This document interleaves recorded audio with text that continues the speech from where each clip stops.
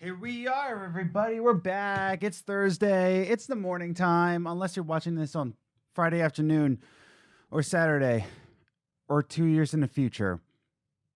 So it's Thursday somewhere. It's Thursday right now. All right. Woo! Welcome back to another Coffee Games, everybody, where we like to discuss video game industry topics or random video game questions that we might be asking to ourselves in our sleep, as we're trying to fall asleep because we've all got work in the morning. But here we are, everybody. We're back with another one. And I want to discuss the issue of storytelling in video games. We've got a lot of conversations going on. There's some huge hits with storytelling video games. And I want to talk about the future of them. Before we get started with that discussion, are you new to the channel? Is this the first time you're seeing this?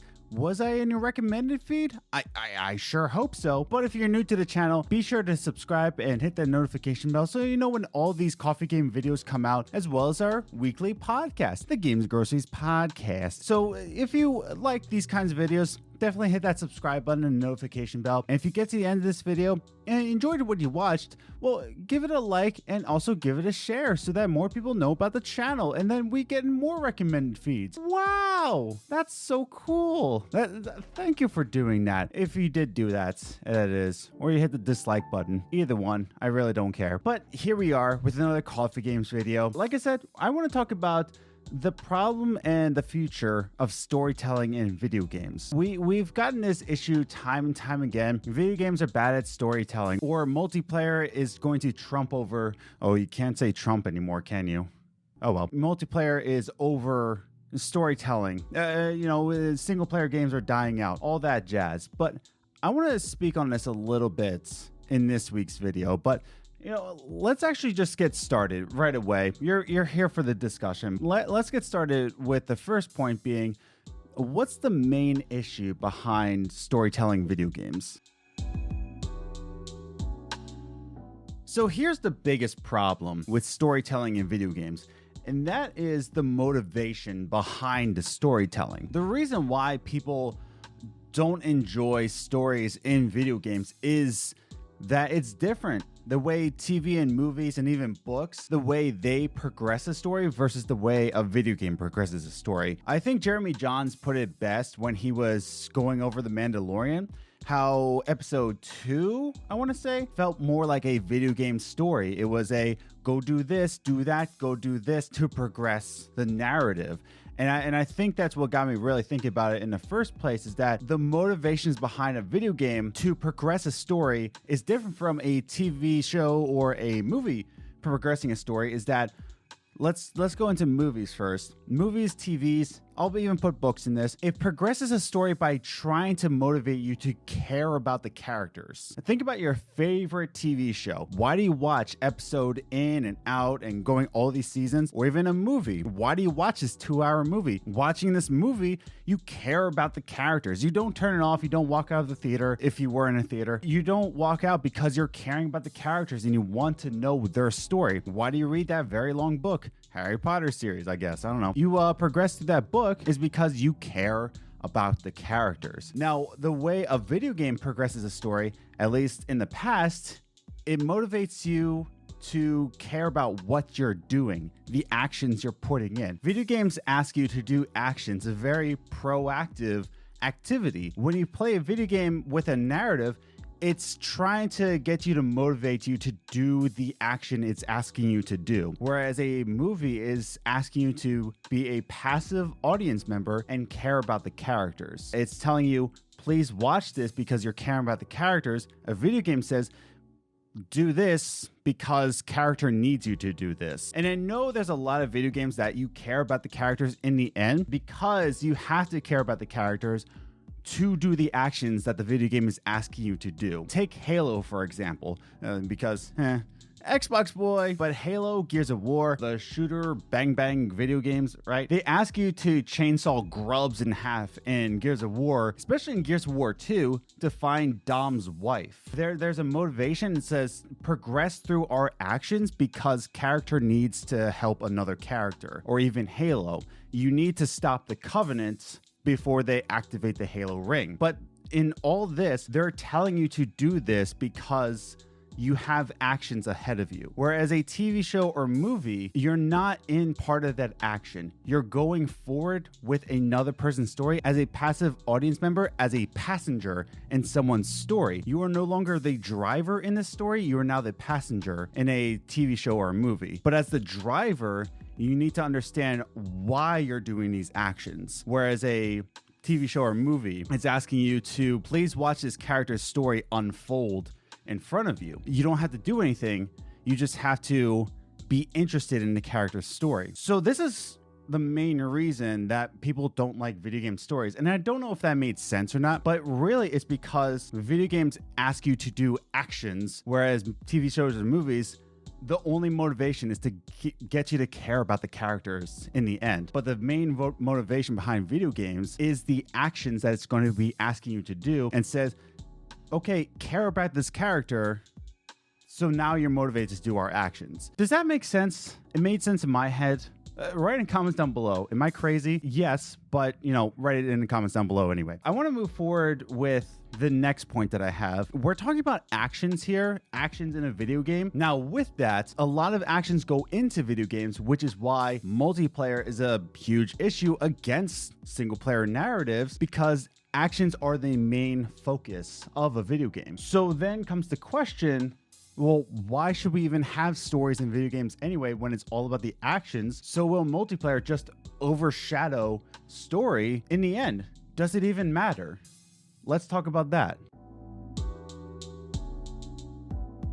So the other argument is that the new generation of gamers are only focused on multiplayer games. Come with it Fortnite or even Call of Duty games. Only people care about the multiplayer in that. No one cares about the story. That's when Black Ops 4 came out. There was no story campaign. It was only multiplayer. But that's the argument, is that multiplayer is the only thing that the new generation gamers play. And that's a good argument, because as I said in the first point, a main motivation for the games to progress their stories are the actions you put in. And with those actions, it comes in an inevitable force, competitiveness. I said the example before, Halo. Halo is all about the actions. Halo is all about why you're doing this. So there's the action. So the multiplayer, you got good at the story. Now take those skills, those actions that you mastered in the story, and transfer them against other players. Competitiveness is inevitable in that. Or even take Grand Theft Auto 5. There's a huge story in that game, but then you go into the multiplayer and you transfer those skills into the multiplayer. Even Assassin's Creed had that. Assassin's Creed had a great multiplayer. Where'd that go? I don't know. I hope it's in Valhalla, but whatever. I think they did confirm it's in Valhalla. I don't know.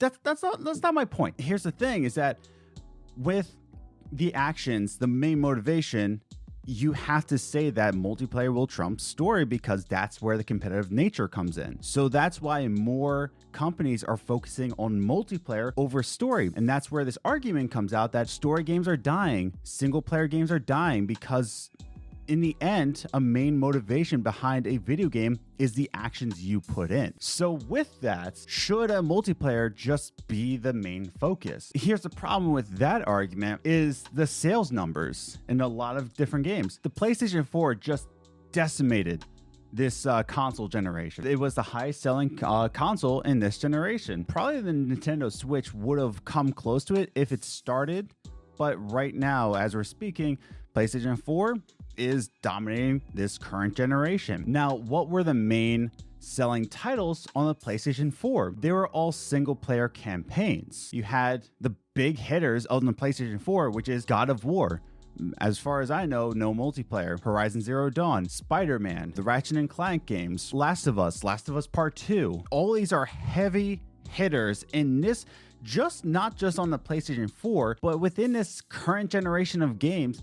Those were some heavy hitters. They're outstanding in sales, and they're all single player campaigns. So while that's kind of opinionated, because there are some multiplayer games that are free to play, such as Fortnite, now Rocket League is now free to play, it goes to show that people and gamers in general are not done with single player campaigns. That's just not the case, because we see the sales numbers in this current generation, And going forward, we're seeing even better sales numbers in current generation story games. The Avengers game, sure, it's dropping off in players, but that's because it's, real buggy. But in the current sales charge, it was the #1 selling game in the first weekend. Just under it was Tony Hawk, which is my current game of the year. Fight me on Twitter. That's just it, is that sure, you can say that multiplayer will trump over storytelling because the actions are the main motivation behind a storytelling in video games. So therefore, why not just only make multiplayer games? Because if your main motivation is action, then just go right over the multiplayer. But here's the thing, story games aren't done in gamers' mindsets. People want stories. People want motivations to do the actions to do that. Yes, you can go into multiplayer and say, do this because you're good at it. But really, why? Why am I doing this? There's a lot of gamers out there that want to be progressing their actions through a story. So while yes, the main issue behind a storytelling progression in a video game is the reason why you're doing these actions versus being a passenger to a story, sure, those are different things. But in the long run, people want a story. They crave a story, which is going into my final point. So I believe that the future of storytelling games is bright. One, because as I said before, this current generation storytelling games were a phenomenal seller. They didn't die out. They actually sold more. People crave that. People want it. People want an Elder Scrolls 6. They're excited for it. I'm excited for it. Give me now. But here's the thing. People are still buying storytelling games. The sales are still going up for those. And also, now technology is so advanced right now that we can actually make movie-esque graphics. We can actually tell a story through characters that look realistic. We can now capture serious actors through mocap. We can actually get their emotions through this technology. We can actually see the emotions going off of versus, in the generations of the original Xbox, PlayStation 2, you couldn't really capture that emotional face. Not like Mass Effect Andromeda when it first released, but it is what it is. But that's the thing, is that now we have the technology to actually capture serious actors. We have the technology to set realistic landscapes. I mean, did you look at the trailer for Hellblade 2? It looks great. It looks phenomenal. Imagine the stories you can tell with this technology. So that's the biggest thing. And I said this briefly before, serious actors are actually taking video games very seriously. Take Joseph Gordon-Levitt, who actually produced a company to make stories and content for video games. And he was recently on Hot Ones. And by recently, I mean a few months ago in August. But hear me out. So Joseph Gordon-Levitt was recently on Hot Ones, and he was asked the future of storytelling, to which then he says, the future of storytelling, it's going to be video games. I don't think it's going to be filmmakers who figure out how to do that, but video games feel like kind of the most groundbreaking storytelling. Storytelling that's completely in a whole different realm than anything we've seen before. I don't think it's going to necessarily be the feature film form. So what Joseph Gordon-Levitt is saying is that the future of storytelling is this groundbreaking video game formats. You tell stories in video games in a different format from feature films. As I said before, the feature films, you are a passenger, but video games, you are the driver. So we can set the tone of video games as the driver being the main fault in the storytelling to be the main focus of storytelling. This is groundbreaking. We can switch the turns from being the problem to being the solution of storytelling. Imagine that. You're no longer a passenger in a movie, but now you control the story. I mean, take Until Dawn. That's a perfect example. It's a horror story that you control the end of, instead of making bad decisions like they always do in horror movies, which is why I don't watch horror movies in the first place, because it's so dumb and so predictable. But that's just the end of it. Don't leave your favorite horror movies in there. I've seen them all. Whatever. That's not the point. Joseph Gordon-Levitt, he gets it. There's something about video games that's groundbreaking that we haven't set the market with. But now we have the technology to set new landscapes and take that issue that I've said before and make it a strength. So I believe the future of storytelling games, especially in this next gen systems, right? The Xbox Series X and the PS5, it's going to be fantastic, right? We're going to see groundbreaking stories. We're going to see serious actors get involved. We're going to see serious writers get involved. People are actually starting to see video games as this is where you get to see great stories unfold and before your eyes, and you are the driver of that story. So that's my take on storytelling video games, but I want to hear from you down in the comments down below. Do you think storytelling video games have a future? Did I not make any sense at all? What are your thoughts? What are the issues behind storytelling in video games? What are the main strengths of storytelling in video games? Do you end up caring about the characters? Do you just skip the cutscenes? I want to hear all your thoughts down below. Do you think this stands a chance for the future? But also, if you enjoyed this video, definitely give it a like, share it with a friend, your family, or even your enemies, as I always say. And if you haven't yet, definitely click that subscribe and a notification bell so you know when all these videos come out, as well as our weekly podcast, the Games Groceries podcast. So I'm going to head out now. I'm going to go play myself a good story game. I just finished Night in the Woods, so I'm just going to pick another one from Game Pass. So I'll see you in the next one. Take it easy.